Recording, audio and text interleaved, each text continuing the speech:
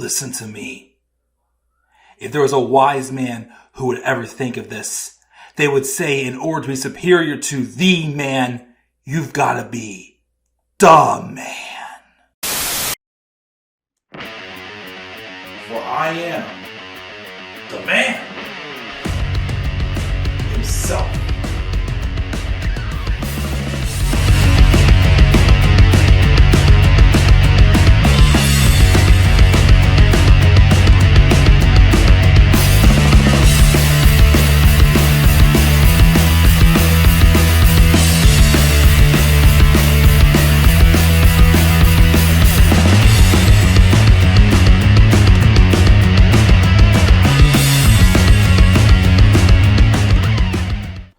Hello all, and what is going on, and how you guys all doing tonight? This is the Club of the Man 1993, hoping to get this premiering before the Raw on Netflix debut, as I'm looking to do so.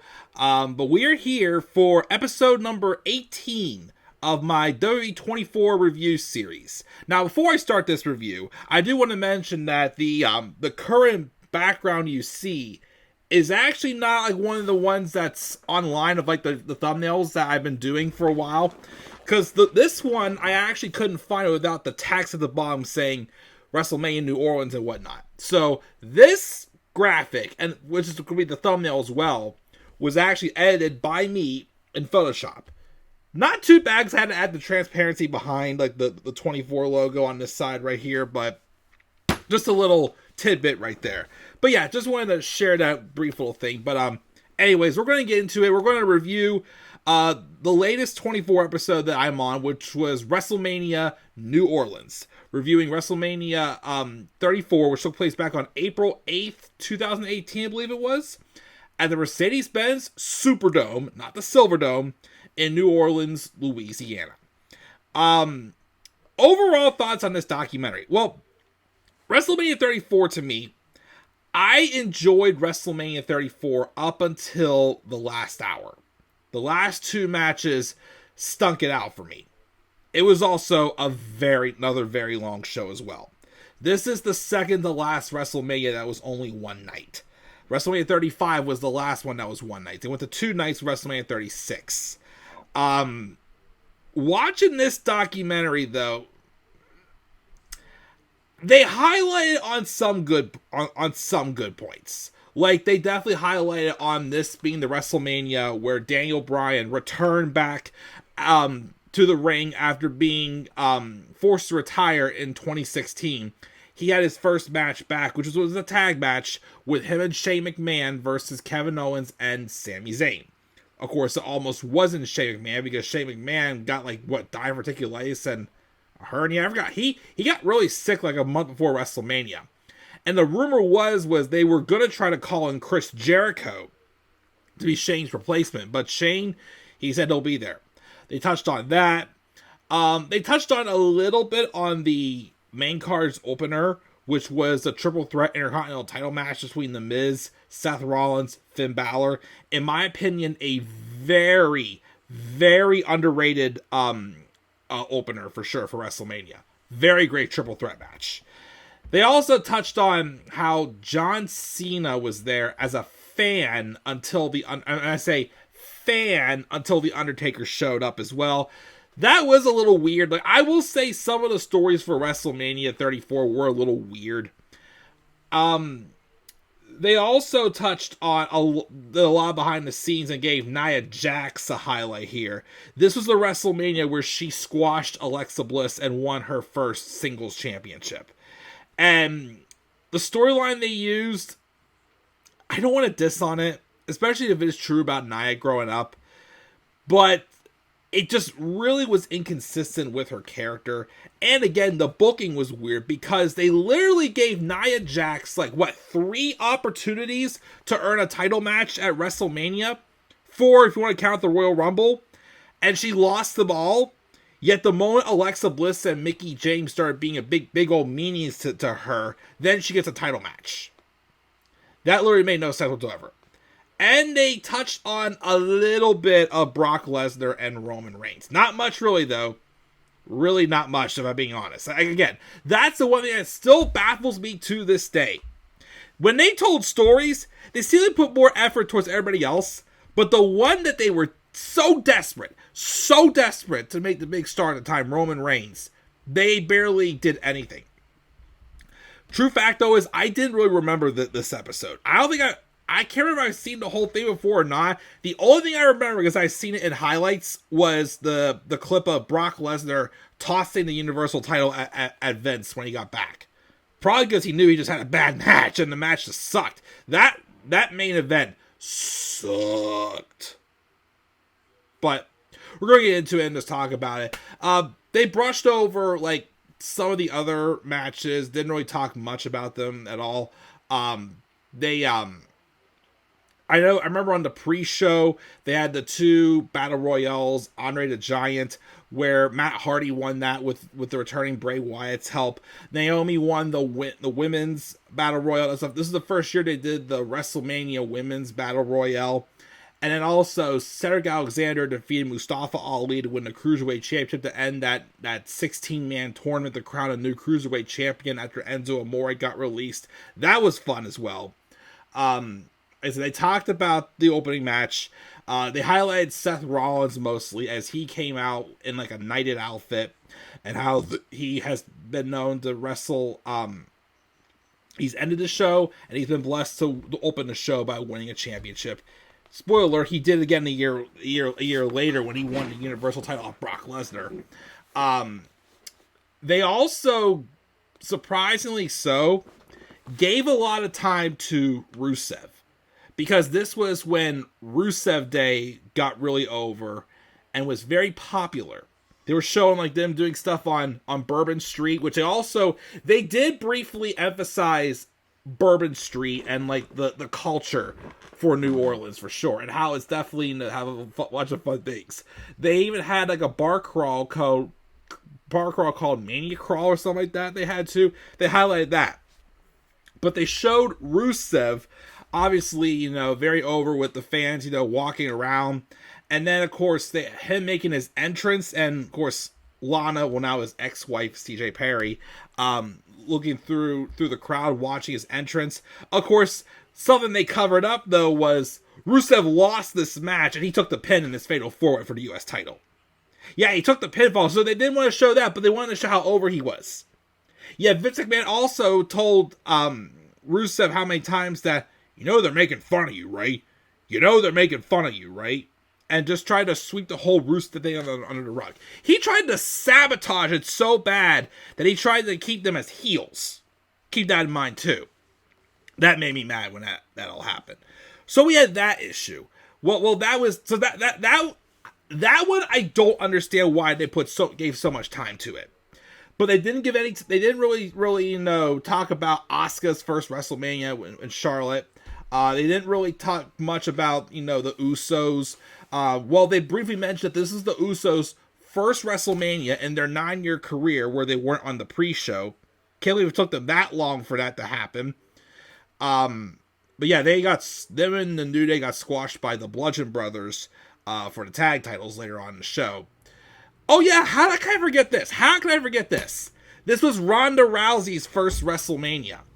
The match that by far stole the show was Ronda Rousey and Kurt Angle teaming up against Stephanie McMahon and Triple H. This, of course, was the in-ring debut in WWE for Ronda Rousey. Now, quite frankly, let's be real, I love Kurt Angle. This should have been The Rock and Ronda Rousey versus Stephanie McMahon and Triple H. But I think The Rock wasn't available at the time, which, I understand. Kurt was a good replacement. I still thought he looked kind of weak, though, I thought he looked the weakest out of everyone in this match. Again, Kurt just didn't really have the best run when he came back, in the ring at least. But that, of course, was a huge success for sure. Ronda was still basically a fan just happy to be there. Much better than she was her second run around when she obviously just phoned it in. I'm sorry, but Ronda's second run sucked. But the first run was absolutely awesome. And we'll talk about that actually in two more episodes. When we get to Revolutionary, the year of Ronda Rousey 24 special. Oh, good. They also highlight a bunch of other things. AJ Styles. AJ Styles and Shinsuke Nakamura. Oh, man. That was, first off, that probably should have main evented WrestleMania 34. But, of course, they didn't allow them to go out there and have the 5-star classic we all knew they could have had. And then they turned Shinsuke heel, and he became Nutcracker Nakamura, just hitting AJ in the balls how many times, and AJ never learned to wear a cup. Why it took so long to do that, I have no idea. I feel like I'm forgetting a couple other things before I get to, the other matches they talked about. What other matches were there? Oh! They highlighted over this one, thank goodness. But the thing that besides the okay match from AJ and Shinsuke that kind of started to, wear me out a little bit, the thing that, completely killed WrestleMania 34 for me was the Raw Tag Title match.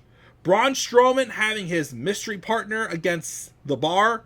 Remember who Braun Strowman picked? Yeah, he picked a 10-year-old kid who was the son of referee John Cone. And the kid didn't even get in the match. He tagged in, but then he tagged himself out. That to me, I'm sorry again, I don't want to diss on a 10-year-old kid having a WrestleMania moment, but I don't like that they did that. Because again, it's like, you could have I hate stuff like that where it shows that anyone can have this moment. And it's not true. Not everybody can be at WrestleMania. I don't know what this is supposed to accomplish. Was this supposed to soften Braun Strowman up more as a babyface? I don't know. Because like I said, this didn't help Braun Strowman. This sent Braun even further down the tank.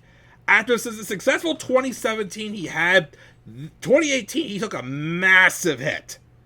And this right here, I think, was one thing. Besides the fact that they had him basically take out everyone in the chamber except for Roman Reigns, they then have him get a consolation prize, as they've done how many times, winning the Raw Tag Titles with a 10-year-old kid.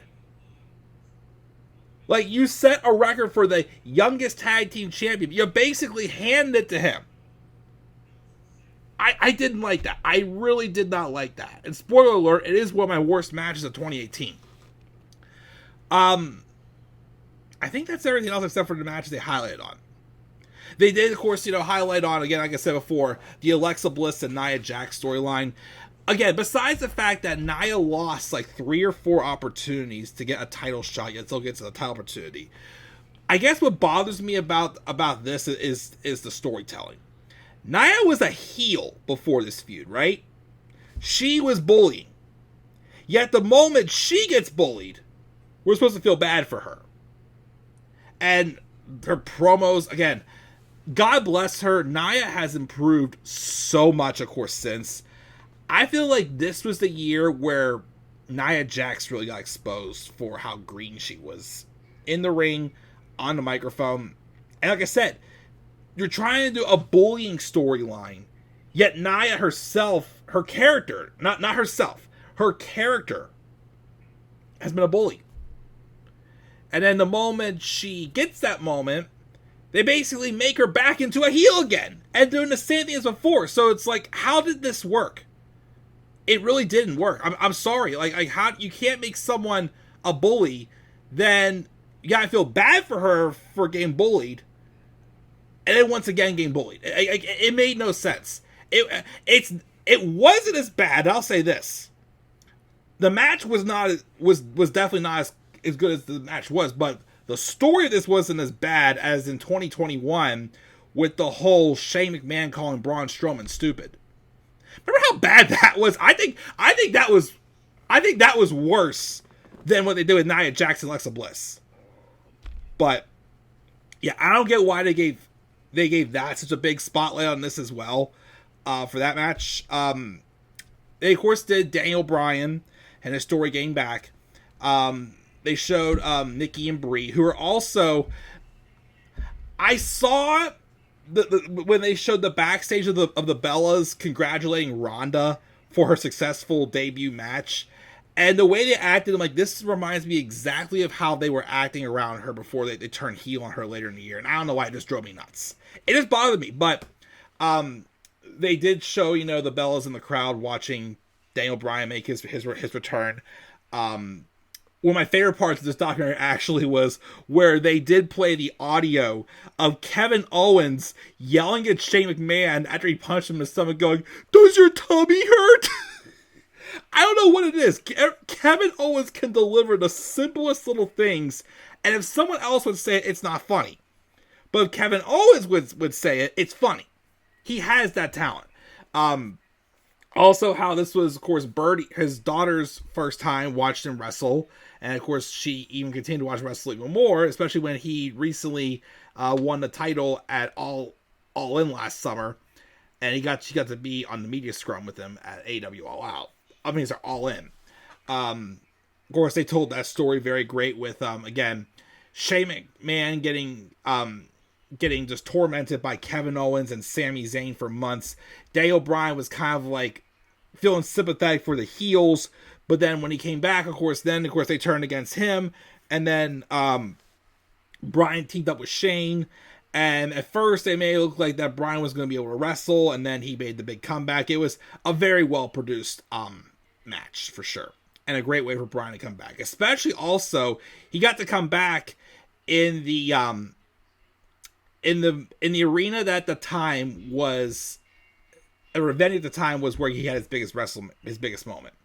I don't know what we would consider bigger for Bryan. Either WrestleMania 30 or AEW All In 2024. I probably would say WrestleMania 30 because that established him. But giving him that moment with the title in AEW was, I'd say, his second biggest one. But this, of course, was amazing as well for him too. And then they did the main event. Again, nobody cared. They tried to do this thing afterwards with Roman saying that, I'm going to keep fighting, blah, blah, blah. But I think it just, like I said in the 25 review, there's some, not as much in this one, but there's some times where WWE tries to cover things up in their shows.